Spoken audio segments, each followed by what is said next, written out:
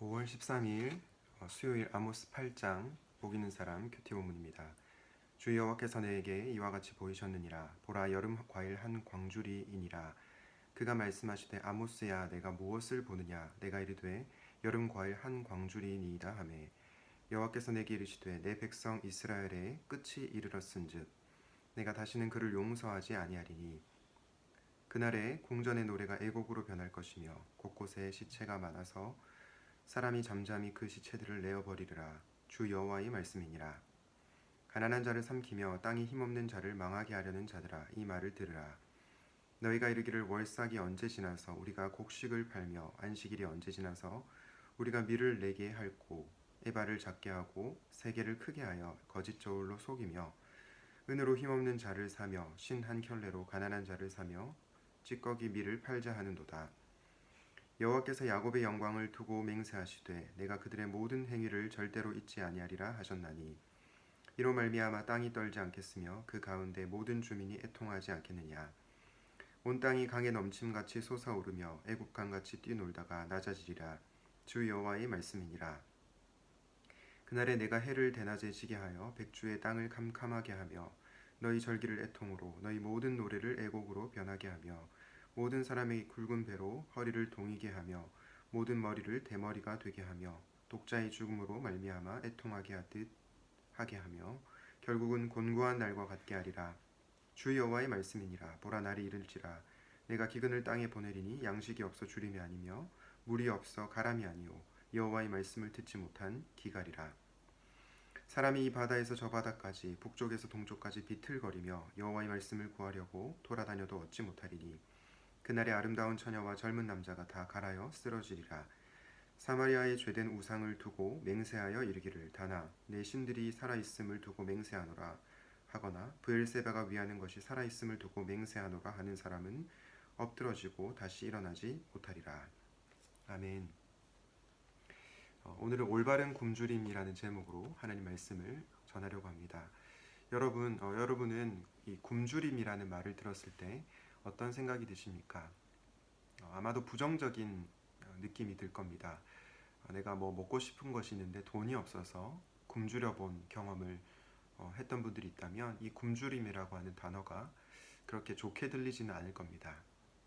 또한 우리가 전 세계적으로 먹을 것이 없어서 기아로 죽어가고 있는 우리 지구촌의 이웃들을 볼 때에 굶주림이라고 하는 표현은 그다지 우리에게 긍정적인 이미지로 다가오지는 않는 것 같습니다. 그래서 오늘 설교 제목을 올바른 굶주림이라고 했을 때 조금 의아하실 분도 있을 거라 생각합니다. 그런데 저는 오늘 말씀을 묵상하면서 이 성경이 말하는 올바른 굶주림이 있구나 라는 생각이 들었습니다. 그 내용을 나중에 한번 살펴보도록 하겠습니다. 먼저 오늘 본문의 앞부분을 간략하게 다루고 본론으로 들어가려고 하는데요. 아모스 8장 본문은 아모스 7장에 나온 이 세 가지 재앙의 환상, 그 이후에 나오는 네 번째 환상입니다. 아모스 8장 1절부터 3절에 보면요, 하나님께서 아모스에게 여름 과일 한 광주리 환상을 보여주십니다. 이것을 보여주시면서 하나님께서 내 백성 이스라엘의 끝이 이르렀은즉 내가 다시는 그를 용서하지 않겠다 말씀하십니다. 여러분, 여름 과일이 철이 지나면 어떻게 됩니까? 썩어서 버려야 하죠. 하나님께서는 이 여름 과일 환상을 보여주시면서 그들에게 심판이 임할 것임을 말씀하고 있는 것입니다. 2020년 5월 13일 오늘 이 경고의 말씀을 받는 우리는 어떤 삶을 살아야 할까요? 오늘 설교의 제목처럼 올바른 굶주림을 가져야 한다고 생각합니다. 그렇다면 그 올바른 굶주림이란 어떤 건지 세 가지로 묵상해 보려고 합니다. 첫 번째는 순종의 굶주림입니다. 아모스 8장 11절 말씀인데요. 한번 다시 읽어보겠습니다.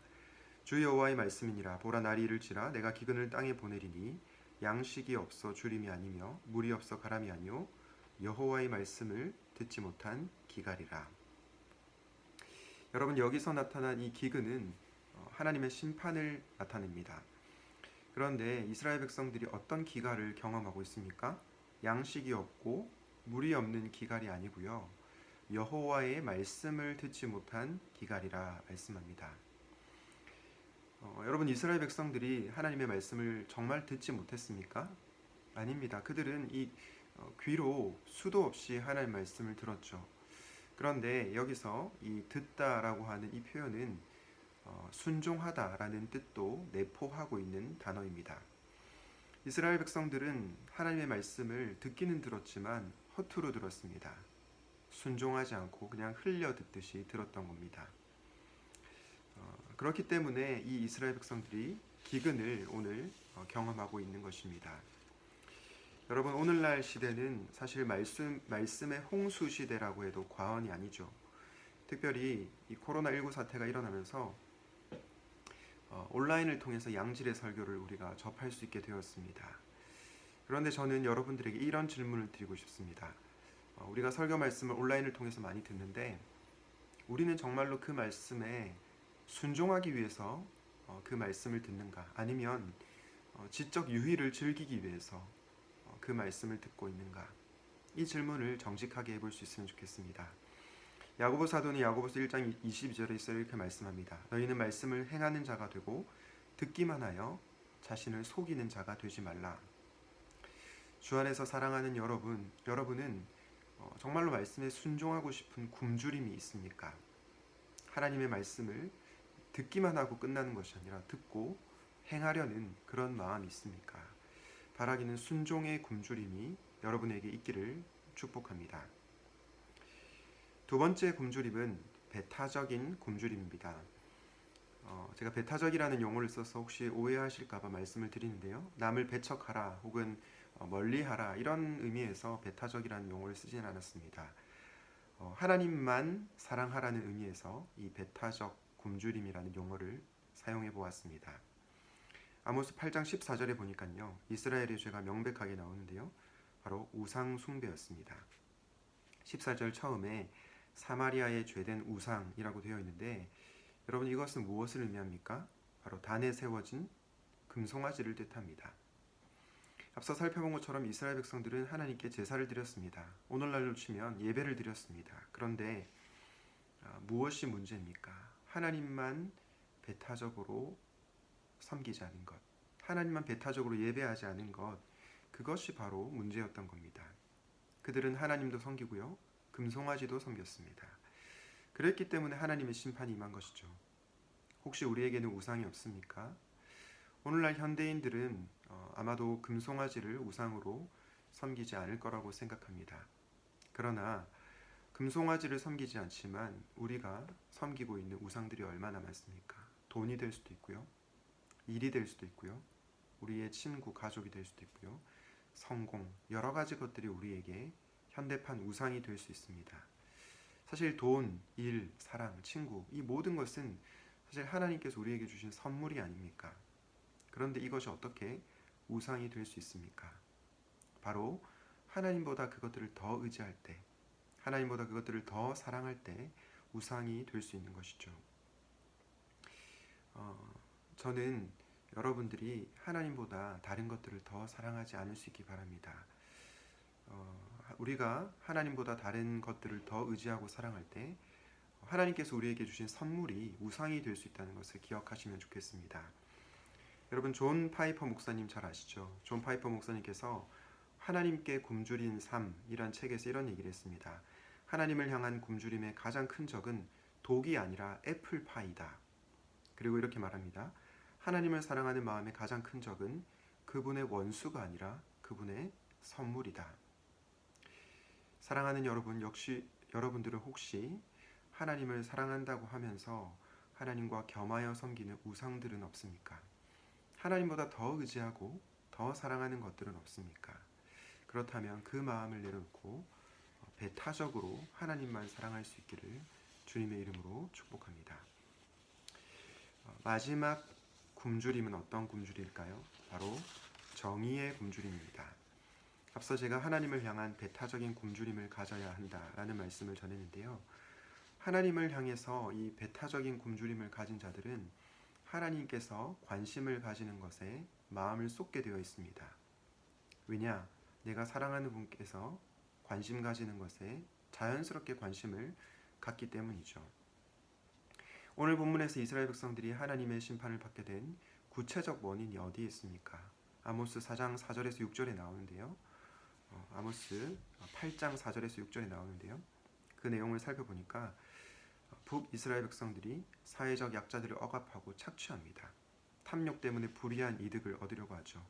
그리고 물질적 욕심을 위해 인간의 존엄성을 무시하는 장면이 오늘 8장 4절부터 6절에 나오고 있습니다. 한마디로 요약해서 북이스라엘 백성들에게 정의가 없었다는 겁니다.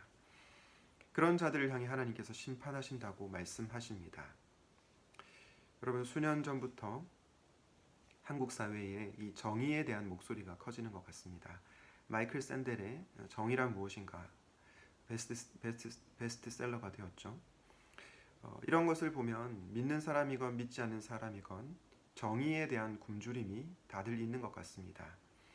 그런데 저는 믿는 우리가 믿지 않는 자들보다 훨씬 더 이 정의에 대한 감수성이 커야 한다고 생각합니다.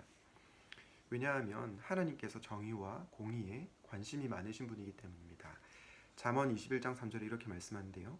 공의와 정의를 행하는 것은 제사 드리는 것보다 여호와께서 기쁘게 여기시느니라. 사랑하는 여러분, 여러분들은 삶 가운데서 공의와 정의를 실천하고 있습니까? 아니면 교회에서는 거룩하게 예배를 드리지만 실제 삶 가운데서는 불의를 행하고 정의를 외면하고 있지는 않습니까? 저는 여러분들이 오늘 말씀을 통해 정의에 대한 굶주림을 더 키울 수 있으면 좋겠습니다. 특별히 내가 무의식적으로 나보다 힘이 없는 사람을 억누르고 있지는 않은지 돌아보면 좋겠습니다. 올바른 굶주림이라는 제목으로 하나님의 말씀을 전했는데요. 우리는 무엇을 향한 굶주림이 있어야 합니까? 첫 번째로 말씀에 순종하기 위한 굶주림이 있어야 합니다. 두 번째로 하나님만 배타적으로 사랑하는 굶주림이 있어야 합니다. 마지막으로 정의를 향한 굶주림이 있어야 합니다. 오늘 말씀을 통해 하나님께서 기뻐하시는 올바른 굶주림을 가지는 저와 여러분 되시기를 우리 주님의 이름으로 축원드립니다. 기도하겠습니다. 하나님 아버지, 오늘은 올바른 굶주림이라는 말씀을 나누었습니다. 하나님의 말씀에 순종하기 위한 굶주림, 그리고 하나님만 배타적으로 사랑하기를 바라는 굶주림, 정의를 향한 굶주림을 우리에게 허락하여 주옵소서. 예수님의 이름으로 기도드립니다. 아멘.